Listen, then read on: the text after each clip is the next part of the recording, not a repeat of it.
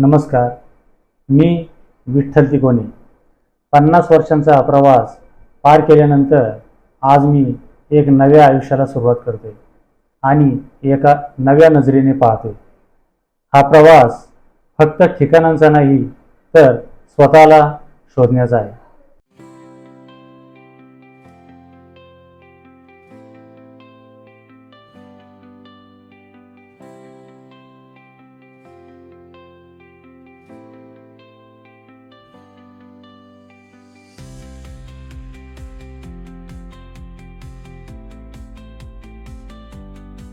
आतापर्यंतचं आयुष्य जबाबदाऱ्या, कुटुंब आणि संघर्षात गेले.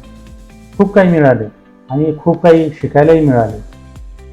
मला भगवद्गीतेने जो काही संदेश दिला, कर्मण्ये वाधिकारस्ते मा फलेषु कदाचन, म्हणजे कर्म करत जा, फळाची अपेक्षा ठेवू नका. आज मला जाणवतं मी फक्त माझं कर्म करत राहिलो आणि त्यातूनच आयुष्य घडत गेलं. जेव्हा मी लेह लडाखला गेलो तेव्हा मला शांततेचा खरा अर्थ कळाला. उंच डोंगर, थंड वारा आणि पूर्ण शांतता. त्या क्षणी मन पूर्णपणे स्थिर होतं. समत्वम योग उच्यते, सुखासो किंवा दुःख दोन्हीत संतुलन ठेवणं हाच खरा योग. लेह लडाखने मला हे संतुलन शिकवलं. आणि मग केरळ. इथं तर सगळंच वेगळं होतं. हिरवागार निसर्ग, शांत बॅकवॉटर आणि साधं सुंदर जीवन. योग कर्मसु कौशलम, म्हणजे प्रत्येक कामात कौशल्य आणि आनंद. केरळमध्ये मला जाणवलं की जीवन खूप सोपं आहे, आपणच ते उगाच गुंतागुंतीचं करतो. आज मी ठरवलं आहे की उरलेलं आयुष्य प्रवासात घालवायचं. पण हा प्रवास फक्त ठिकाणांचा नाही बरं का, तर स्वतःचा आहे. उद्धरेद आत्मानात्मानम नात्मानम अवसादेत.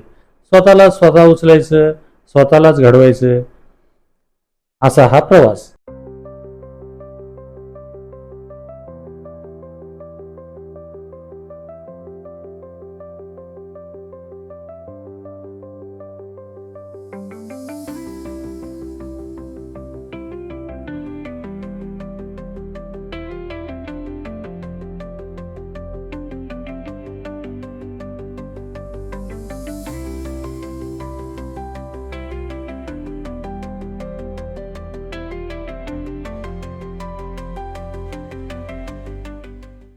आता मी प्रत्येक दिवस पूर्णपणे जगतोय, प्रत्येक क्षण अनुभवतोय.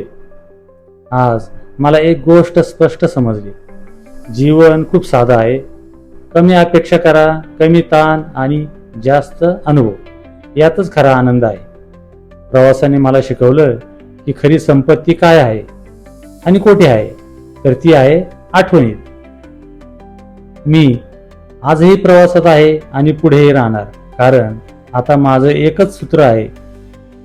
जिथे जाईन तिथे मनापासून जगेन आणि प्रत्येक प्रवासात स्वतःला नव्याने शोधेन. धन्यवाद.